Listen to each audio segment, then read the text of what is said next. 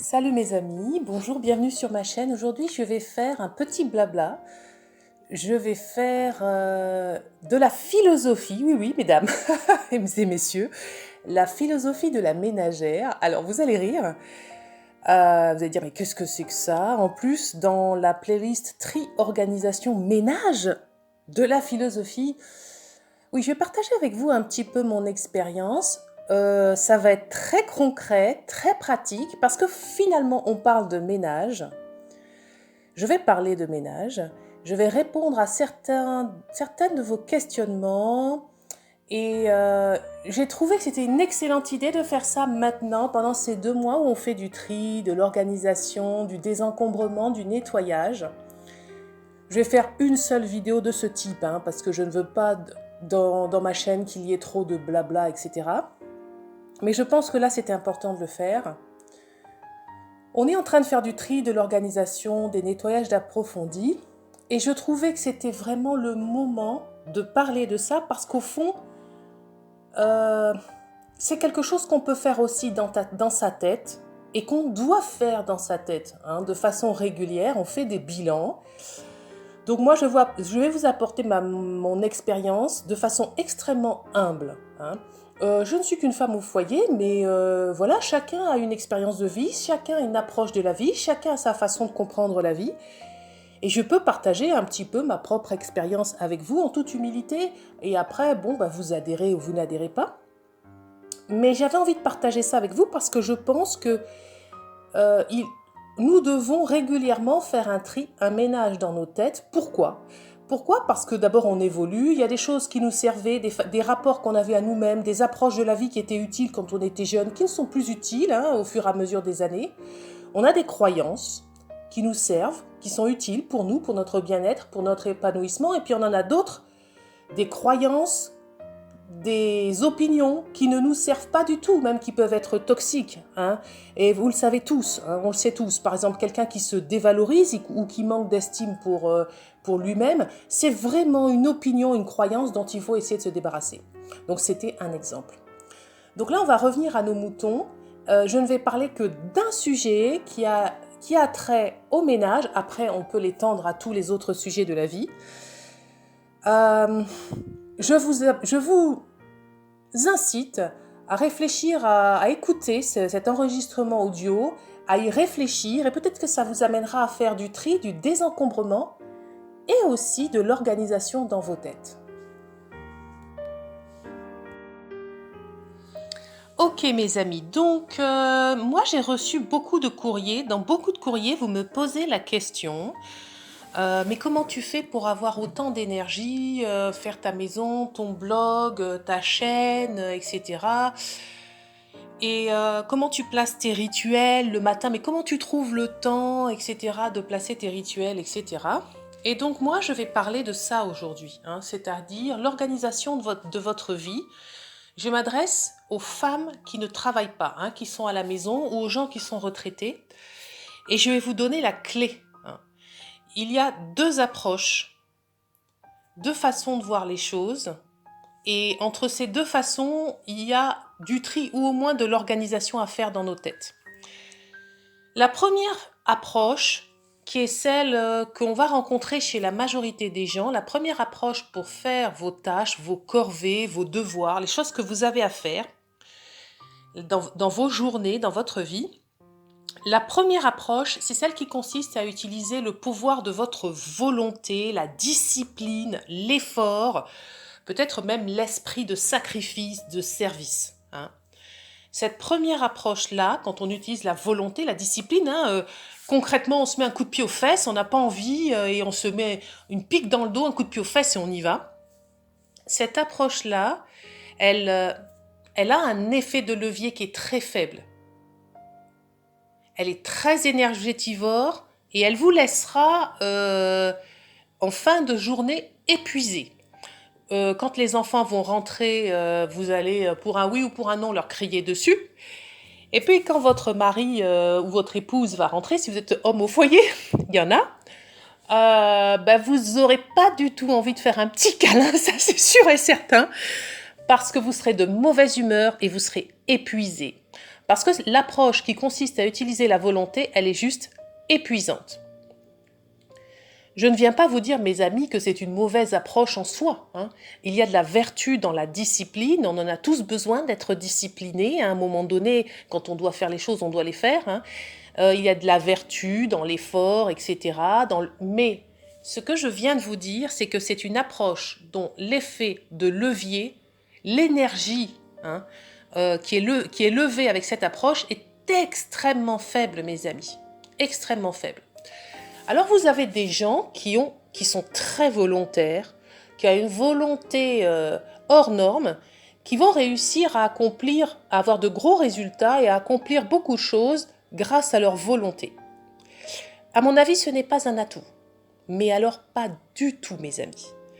Parce que ces gens-là, grâce à leur nature disciplinée, à leur capacité à faire des efforts et à se forcer eux-mêmes, ah oui, ils arrivent à faire beaucoup de choses. Mais eux, au bout du chemin, c'est le burn-out. Parce que c'est des gens qui ne lâcheront pas prise. Ils iront jusqu'à ce que ça casse. Donc moi, je pense que c'est une arme à double tranchant d'avoir une très très forte volonté. Ce que je vous propose, c'est de prendre la seconde approche. Et dans vos têtes, puisqu'on parle d'organisation dans sa tête, bien sûr, moi, j'utilise l'approche de la discipline, de la volonté, etc. Mais seulement dans 10 à 15% des cas. Je l'utilise de façon minoritaire. Qu'est-ce que j'utilise? Qu'est-ce qui fait que j'ai autant d'énergie, que ça semble facile? Et c'est pas seulement que ça semble facile pour moi, c'est facile. Comment j'arrive à faire tout ça, etc. Bien sûr, je suis femme au foyer, j'ai plus de temps que quelqu'un qui travaillerait. Mais quand même, vous sentez dans mes vidéos qu'il y a quelque chose. Il y a une énergie qui fait que moi, le soir, je ne suis pas fatiguée. Je suis en pleine forme. D'où ça vient? C'est parce que je prends une autre approche. J'utilise l'approche de la joie. J'utilise l'enthousiasme, le contentement, ma bonne humeur, le fait d'être de bonne humeur, le fait d'être relax et relaxé pour faire les choses. Très concrètement, je vais vous donner un exemple. Vous venez chez moi le matin, à 10h du matin, vous allez me trouver non coiffée, non maquillée, en leggings, avec des grosses chaussettes. J'ai fait ma méditation, mon yoga, j'ai fait du sport, je suis en train de lire un bouquin, je m'occupe que de moi. Et si vous suivez mes vidéos, vous savez, je vous l'ai dit, que je me mets à faire mon ménage, mes corvées seulement vers 10h30. Je fais mes affirmations positives, etc. Donc en fait, je mets en priorité mon bien-être, ma bonne humeur, ma joie de vivre, je la cultive en priorité. Alors, il y a une abonnée qui m'avait dit « Quand est-ce que tu places tes rituels ?» Justement, je les place le matin, avant de commencer à faire des corvées. Moi, ce que je veux, mon but, c'est d'être contente, de bonne humeur, joyeuse, avant de me lancer dans ma journée de corvée. Ça ne veut pas dire que vous ne pouvez pas faire l'inverse, c'est-à-dire vous pouvez très bien, si vraiment votre truc c'est à 8h30, à 8h du matin être en train de repasser la serpillière, pourquoi pas, mais au moins l'après-midi, vous vous offrez pour vous-même 2 heures pour prendre soin de vous, de façon à installer comme ça une humeur positive, quelque chose de positif pour vous. Le levier de la joie, c'est très important, concrètement. Quand vous vous êtes relaxé, quand vous êtes content et contente, quand vous êtes plein d'enthousiasme, vous faites vos corvées très vite. Ça passe comme une lettre à la poste. En 2 temps, 3 mouvements, vous avez fait toutes les corvées. Vous êtes plein d'énergie pour nettoyer, vous êtes content, vous avez envie de faire des bons petits plats, vous avez envie d'acheter des fleurs. La différence avec l'usage de la volonté, c'est incomparable. C'est-à-dire que l'effet de levier du bien-être, de la bonne humeur, de la joie, il est immense. Il est peut-être 1000 fois, 10 000 fois supérieur à l'effet de la volonté, à l'effet de levier de la volonté. On ne s'épuise pas quand on est content. Quand vous êtes en vacances, par exemple, prenons un exemple très simple. Vous êtes en vacances dans une ville étrangère. Vous vous levez très tôt le matin, parce que les enfants, ils sont levés à 5h, à 6h ou 7h. Toute la journée, vous marchez, vous visitez, vous faites la queue, même quand il y a des embouteillages, ça vous dérange même pas, alors qu'habituellement vous seriez là à rager. Le soir à l'hôtel, voilà, vous faites la fête, vous vous couchez super tard. Ça dure comme ça pendant des jours, vous êtes en pleine forme, vous n'êtes pas du tout fatigué. Vous êtes sur un petit nuage. Vous bénéficiez d'une énergie qui est presque infinie, hein. L'énergie de la joie de vivre, l'énergie du contentement. C'est incomparable avec l'énergie qui est produite par l'effort, le sacrifice, la discipline. C'est même pas comparable, hein. Donc organiser, pour moi, ça veut dire, dans sa tête, ça veut dire mettre en priorité l'approche de la joie, d'utiliser le contentement, le mettre devant. Et vous êtes femme au foyer, vous êtes retraitée, vous n'avez pas de patron, vous pouvez organiser votre journée comme vous voulez, donc vous pouvez, dans 80-90% du temps, utiliser plutôt ça. Mieux vaut consacrer 1 heure ou 2 le matin à se sentir bien, de bonne humeur, et puis ensuite vous déroulez votre journée, plutôt que commencer, et puis voilà, vous allez vous épuiser tout au long de la journée, sans jamais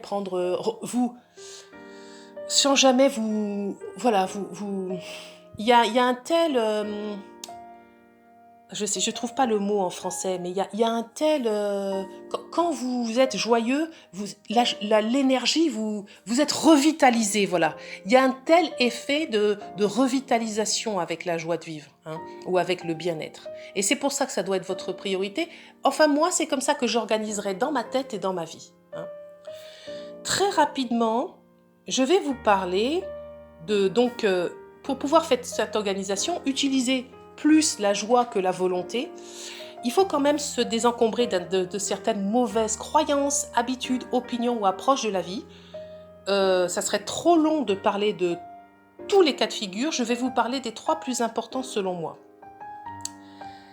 La première croyance, qui est souvent inconsciente et qui vous empêche de prendre la voie la plus simple, la plus naturelle, la plus facile, c'est très répandu dans l'humanité, hein. Il faut souffrir pour qu'il y ait un mérite, hein. Il faut du sacrifice, de la douleur, de la souffrance, de l'effort pour qu'il y ait derrière du mérite, hein, ou un accomplissement positif. L'exemple typique, c'est il faut souffrir pour être belle, hein. Voilà, hein. Donc, il y a quand même cette idée qui est très répandue chez les êtres humains que pour avoir un accomplissement positif, une maison impeccable, mais même dans tous les autres domaines de la vie, je veux dire, hein, ça passe forcément par la souffrance, la discipline, l'effort et le sacrifice. C'est comme ça que beaucoup de gens ont été élevés, hein. Et donc, c'est pas tellement naturel pour la majorité d'entre vous quand je dis, mais non, ça passe par être cool, ça passe par la joie, c'est facile, hein. Il y a comme ça l'idée que pour tout accomplissement positif, il faut qu'il y ait de la difficulté, hein. Donc ça, je pense que vraiment, c'est le genre de truc dont il faut prendre conscience. Si vous n'avez pas pris conscience de ça, ça va à la poubelle. Il faut s'en désencombrer. C'est vraiment quelque chose dont il faut se débarrasser.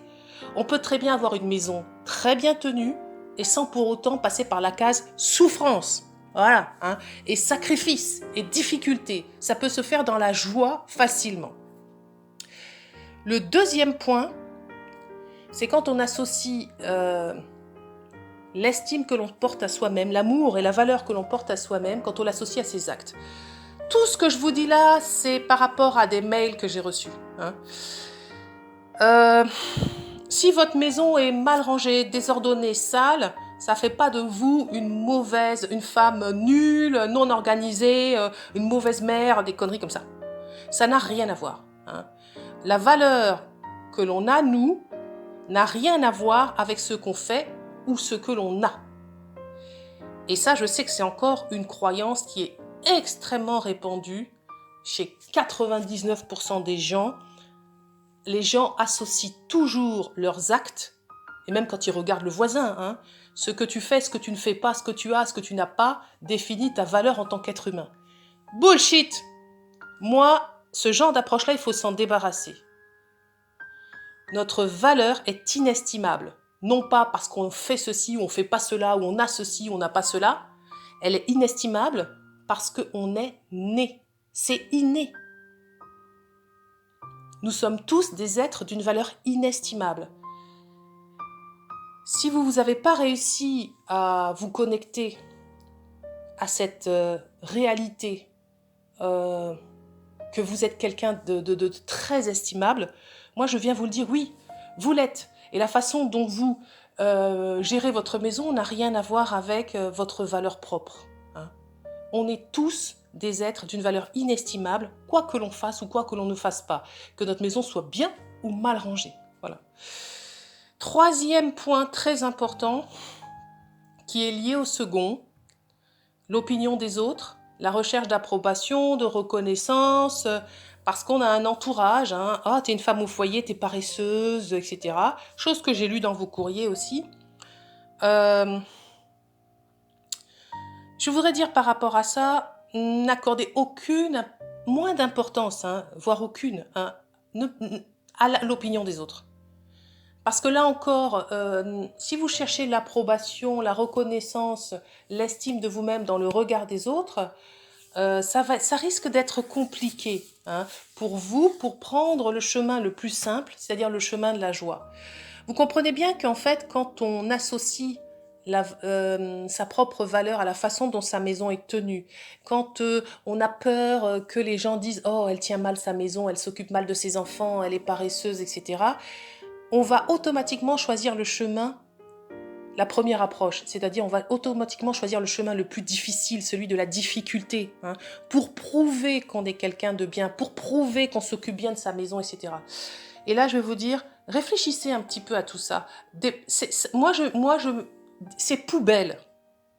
C'est des conneries. Hein, tout ça, c'est des conneries. N'oubliez pas qu'il y a des gens qui sont aussi mal dans leur peau, méchants. Il y a des gens très très cons. Et ces gens-là, quand vous êtes en interaction avec eux, ils vont dire des mots qui vous abaissent. Hein. Donc, les gens bien dans leur peau vont dire des mots et des phrases qui vont vous élever. Les autres vont dire des mots et des phrases qui vont vous abaisser. Hein. Et d'ailleurs, ça ne vous concerne pas. Hein. D'une certaine façon, ça ne les concerne que eux. Hein.